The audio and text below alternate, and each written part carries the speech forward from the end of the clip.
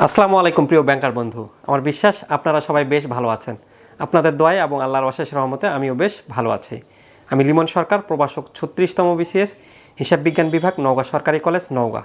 আজকের ক্লাসে জানাচ্ছি স্বাগতম। জেআইবি অ্যাকাউন্টিং ফর ফিনান্সিয়াল সার্ভিসেস সাবজেক্টটির পাশ করা নিয়ে যারা চিন্তিত তাদের আমরা কিছু সহজ টেকনিক বলতেছি, যে টেকনিকের মাধ্যমে আপনি সহজে পাশ করতে পারবেন। টেকনিকটি হচ্ছে যেগুলো বড় প্রশ্ন থিওরি, ইন্ট্রোডাকশান থিওরি এবং শর্ট নোটস, প্রায় 36 মার্কসের থিওরি আসে। এই থিওরি যদি আপনি বাছাই করেন এবং বেছে বেছে কিছু সাজেশান আকারে পড়েন, তাহলে কিন্তু আপনার জন্য পাস মার্কস খুব সহজেই হয়ে যাবে। সেই 36 মার্কস থেকে খুব সহজে 18 বা 20 মার্কস ক্যারি করবেন।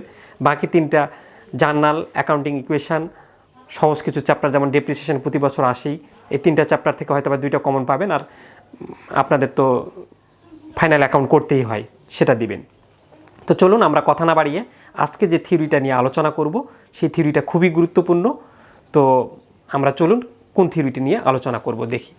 আমরা যে থিওরিটা নিয়ে আজকে আলোচনা করব, এই থিওরিটা প্রায় প্রতি বছর আপনাদের আসেই এবং অনেক সময় এই থিওরি থেকে শর্ট নোটস আকারেও আসে। তো প্রশ্নটা হলো হিসাব বিজ্ঞানের অনুমানসমূহ কী কী, উদাহরণসহ ব্যাখ্যা করো, অথবা what are accounting assumptions, explain them with example. Accounting অ্যাজাম্পশানগুলো কী, অথবা সেটা ব্যাখ্যা করেন আপনাদের উদাহরণসহ। এটা আমরা দেখতেছি যে নভেম্বর 2018 সালে আসছে, জুলাই 2018, নভেম্বর 2016 এবং জুন 2016 সালে এসেছে। তাহলে বুঝতেই পারছেন ব্যাংকার বন্ধু প্রশ্নটা কতটুকু গুরুত্বপূর্ণ। তাহলে চলুন কথা না বাড়িয়ে আমরা প্রশ্নটা নিয়ে আলোচনার ভুবনে প্রবেশ করি। ব্যাংকার বন্ধু, আমরা যখন এই অ্যাকাউন্টিং অ্যাজাম্পশান নিয়ে আলোচনা করতে যাব, তখন আমাদের মূলত 4টা অ্যাজাম্পশান আছে। এর মধ্যে আমরা আজকে একটা অ্যাকাউন্টিং অ্যাজাম্পশান নিয়ে আলোচনা করব, আগামীকাল আর একটা ভিডিও দিয়ে দিব, আপনারা সেটা পেয়ে যাবেন। বাকি 2টা অ্যাজাম্পশান আমরা যারা আমাদের কোর্স কিনবে তাদের জন্য আমরা প্রিমিয়াম ভিডিও পাবেন, তাদের জন্য শুধুমাত্র আমরা দিব। ইউটিউবে আমরা 2টা ভিডিও ফ্রি দিব, বাকি 2টা ভিডিও আপনারা যারা কোর্স কিনবেন তারা দেখতে পারবেন এবং সুন্দর করে বাংলা ভার্সন এবং ইংলিশ ভার্সন অ্যান্সার পাবেন। তো চলুন আজকে আমরা মূলত যেটা সত্তা ধারণা, এন্টাইটি কনসেপ্ট, সেটা নিয়ে আলোচনা করব। এই এন্টাইটি কনসেপ্ট অথবা বিজনেস এন্টাইটি কনসেপ্ট অথবা ইকোনমিক এন্টাইটি অ্যাজাম্পশান, কনসেপ্ট বা অ্যাজাম্পশান কিন্তু একই কথা। এটাকে অনেকে বাংলায় বলে কারবারি সত্তা ধারণা। এই বিজনেস এন্টাইটি অ্যাজাম্পশানটা ব্যাংকার বন্ধু কি আমরা একটু দেখে নেই। Business entity assumption requires that the activities of the entity be kept separate and distinct from the activities of its owner and all other economic entities. অর্থাৎ বলতেছে যে ওনারের যে অ্যাক্টিভিটিস, মালিকের যে কার্যাবলী, সেই কার্যাবলীগুলো ব্যবসা প্রতিষ্ঠান থেকে আলাদা হবে, কারবার থেকে আলাদা হবে এবং কারবারের হিসাবসমূহ আমরা আলাদা রাখব। For example, Ashfika Sharmin, owner of Ashfika's boutiques, must keep her personal savings living cost separate from the expense of the business.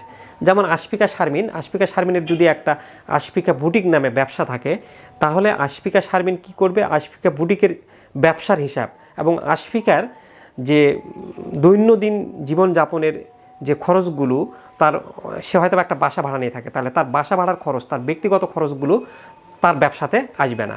আবার তার ব্যবসা প্রতিষ্ঠান চালাতে গেলে তার ব্যবসা প্রতিষ্ঠান একটা নিশ্চয়ই অফিস নিয়ে চালাতে হয়, তাহলে এই অফিসের ভাড়া বা বিদ্যুৎ বিল, এগুলো হলো ব্যবসার, তার বাড়ির ভাড়া অথবা তার বাড়ির বিদ্যুৎ বিল, পানি বিল, সেগুলো কিন্তু ব্যবসাতে আসবে না। এই ধারণা অনুসারে ব্যবসা আলাদা, মালিক আলাদা এবং মালিকের সকল ব্যবসা প্রতিষ্ঠানের সকল সম্পত্তি এবং দায়দানা ওই কারবারই এটা হবে এবং মালিক মূলধন সরবরাহ করবে। মালিক মূলধন সরবরাহ করার কারণে যে জিনিসটা হবে সেটা হলো মালিক ব্যবসা প্রতিষ্ঠান থেকে মুনাফা পাবে।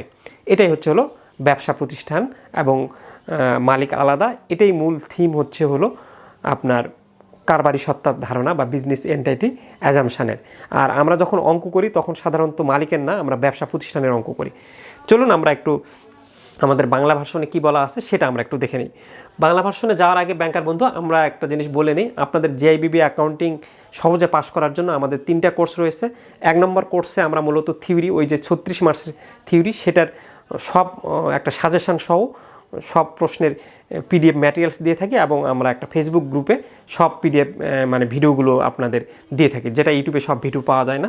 আমাদের কোর্স 2তে আমরা এই কোর্স 1-এর সব কিছু তো পাবেনই, সাথে আমরা যেগুলো ইম্পর্টেন্ট চ্যাপ্টার সেই চ্যাপ্টারের রেকর্ডেড ম্যাথের প্রিমিয়াম ভিডিও পাবেন বিগত 10 বছরের অ্যানালাইসিস করে। আর আমাদের আরেকটা কোর্স রয়েছে ব্যাংকার বন্ধু কোর্স 3, যেখানে কোর্স 1 এবং কোর্স 2 সব কিছু তো সুযোগ পাবেনই এবং সপ্তাহে 3 দিন অনলাইন জুম ক্লাস পাবেন।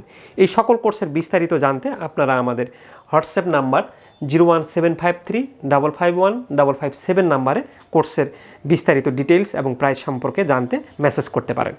চলুন ব্যাংকার বন্ধু, এবার আমরা আমাদের প্রশ্নের বাংলা ভার্সন অ্যান্সারে যাই। বাংলা ভার্সনে আমাদের বলছে যে এই ধারণা অনুসারে কারবার প্রতিষ্ঠানকে তার মালিক পক্ষ থেকে আলাদা সত্ত্ব হিসেবে বিবেচনা করা হয়। ওই যে আমরা বললাম কারবার আলাদা এবং মালিক পক্ষ আলাদা। কারবার প্রতিষ্ঠানের সম্পত্তিগুলোকে মালিকের সম্পত্তি এবং দেনাগুলোকে মালিকের দায় হিসেবে গণ্য করা হয় না। ব্যবসা প্রতিষ্ঠানের যে সম্পদগুলো সেই সম্পদগুলো কিন্তু মালিকের সম্পদ হিসেবে বিবেচনা করা হবে না। সেই সম্পদগুলো ব্যবসা প্রতিষ্ঠানের সম্পদ এবং ব্যবসা প্রতিষ্ঠানের যে দায় দেনাগুলো আছে সেগুলো ব্যবসা প্রতিষ্ঠানেরই। দায় দেনা বলতে ব্যবসা প্রতিষ্ঠান যদি কোনো ঋণ গ্রহণ করে তাহলে ওটা ব্যবসা প্রতিষ্ঠানের দায় দেনা, মালিকের দায় দেনা না। আবার মালিক যে ব্যবসা প্রতিষ্ঠানকে মূলধন সরবরাহ করবে, এই মূলধনটা এই ব্যবসা প্রতিষ্ঠানটাকে একটা আমরা আলাদা কৃত্রিম ব্যক্তিসত্তা হিসেবে মনে করব এবং এই মূলধনটা দেওয়ার জন্য ব্যবসা প্রতিষ্ঠান এই মূলধনটা যে মালিকের কাছ থেকে নিল সে তার কাছে একটা দায়ী হিসেবে থাকলো এবং এর জন্য সে পরবর্তীতে তাকে মুনাফা ফেরত দিবে। তো আমরা এই ধারণা অনুসারে কারবারি সকল সম্পত্তির মালিক এবং কারবারি সকল দায় দায়িত্বের জন্য দায়ী, এটা আমরা বিবেচনা করি এই ধারণাটাতে।